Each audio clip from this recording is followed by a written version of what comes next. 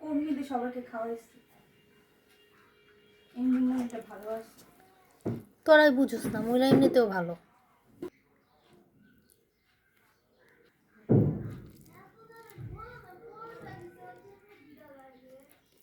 আমু তুমি খাইলে চলো। এটা আমাদের বাড়ির বাসা থেকে দিয়েছে গাইস,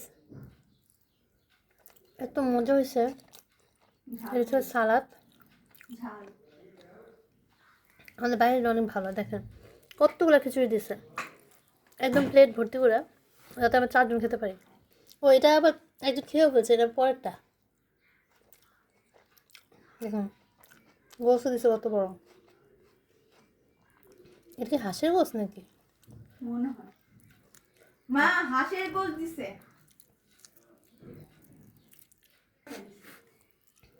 কি যে অসম্ভব মজা হয়েছে। আল্লাহ আন্টির বাঁচায় রাখুক।